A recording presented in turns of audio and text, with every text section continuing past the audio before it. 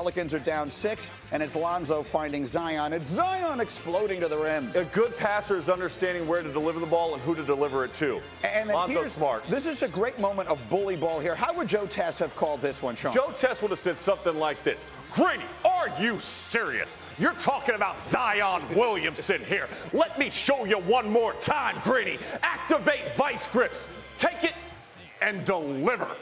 14 in the first half for Zion last night. We go to the third quarter. We're tied Love at you, 64. Tess. It's Drew for Zion. Oh, my goodness. Yeah, I don't like the way he landed here, though, and I think the injury bug that he had in high school to college to even the start of his NBA career, when he lands like that, people will hold their breath. It'll take some time to get over it. I want to talk about that further, but in the meantime, let's just show you more of him. Again, going to a strong hand there on the left side, and then later in the fourth quarter, it's Holiday, it's Zion. Zion Williamson, 28 points, 7 boards, 2 assists, another road win for the Pelicans. With Zion, they're flat out good. Do they have a chance to make the playoffs? Yes. Look at the bottom of the West. Grizzlies still have that 8 spot. They're 3 clear of Portland, 3.5 clear of the Pelicans. And remember, just the other night, New Orleans went into Portland and beat the Trailblazers. Our analytics give the Pelicans the best chance to get in at 33%, nearly the double the chance that the Grizzlies have, which is great news for me because Jalen and I have a bet on them making the playoffs. I do want to deal quickly with that moment. Big Perk is here, living up in every single way to his nickname.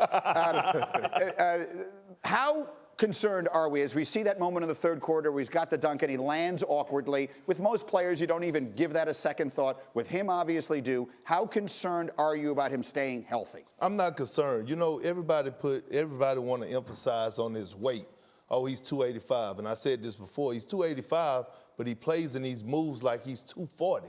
So he's nimble on his feet. And like I said, he has the right structure around him. He has the right personnel with David Griffin. I was with David Griffin in Cleveland, a great GM, and he's going to put the right people around Zion.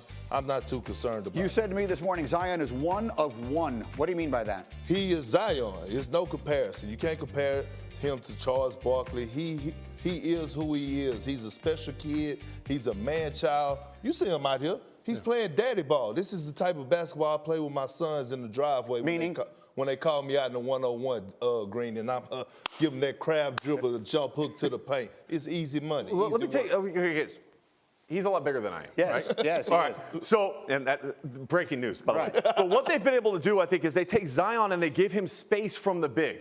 Okay, so now he takes a step off the block. He's not traditionally posting up. Right. He's taking a step off. So now when he has this space, now he's able to rip and his shoulder low. Now he's going up and he's exploding through, utilizing his athleticism by taking a gap and taking his leverage to gain that momentum. And I want you just to look how big Perk is. But Zion's playing 10 pounds heavier than you did when you were playing in the league. That's the point with that athleticism. I know, Greeny, listen, I know I put on the retirement 65, but we don't got to let the world know. Is that a thing, the retirement 65? Yeah, retirement 65. But listen, he's like I said before, he's a special talent. He's 1 of 1.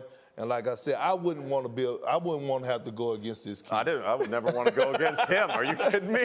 The retirement 65. That's something I've never heard before. Okay, I like it very much. Meanwhile, we talked earlier about who won the weekend. Let's look at who lost the weekend. Sean Farnham, a lot of crazy college basketball. Number 3 Kansas knocked off number 1 Baylor. The Jayhawks extending their win streak to 12 straight, snapping the Bears' Big 12 record, 23-game win streak. So Baylor lost the weekend, but they weren't alone. Gonzaga lost. They had won 40 straight in the regular season in the conference. They lose by 13 to BYU. So that was a crazy one. And the only remaining undefeated team in the country also lost. San Diego State lost to UNLV. Their 26-game win streak was the 5th longest to start a season by a team unranked in the preseason poll. So what do we make of that crazy weekend? It was a wild weekend. I was actually in Provo. The Rock, which is the student section there, was unbelievable. Mark Pope has done a tremendous job in year 1. But it opens up this discussion now as we're closing into March is who's going to make a run all the way to the Final Four. And I think that the one team that you have to feel most confident about right now is the Kansas Jayhawks. And it's not just because they won the game at Baylor. It's because Bill Self has figured out he couldn't go with his double big lineup. He has spaced the floor. Their athleticism has been great. They've got outstanding guard play by Devon Dotson. And then you look at Azubuike, and Perk and I were just talking about it. When you have somebody that you can dump the ball down to right in the front of the rim or pick and roll and lob it up to them, and they're shooting 77% from the field, you're going to find a way to manufacture points. Baylor, they've been consistent all year long. To me, Saturday was about them handling a home environment that they've never had. And sometimes Kansas, they go on the road, every game's big. Yeah. But when you're at Baylor, that was a scene that they've never seen before. They got more comfortable with it as the game went on. They defend, they've got outstanding guard play, and they have experience. So that's half the Final Four. Who else you got? All right, I've also got the Kentucky Wildcats. Listen, nobody's talking about Kentucky right now. They're talking about all these Gonzaga, San Diego State, Dayton. They're talking about Duke. I'm telling you right now, Ashton Hagens is the best on-ball defensive player we have in the college game. Tyrese Maxey, Emmanuel Quickly. And oh, by the way, these aren't just all freshmen. We're talking about sophomores and a junior in Nick Richards. If Nick Richards can continue this level of production, Kentucky's good enough to win a title. And who's the fourth? Dayton. Obi Toppin be poppin' all season long. He's been unbelievable from the outside, but it's not just about him. They have experience around him. The next 5 leading scorers on this team are all juniors and seniors, including Jalen Crutcher, who stepped up big the other night at VCU.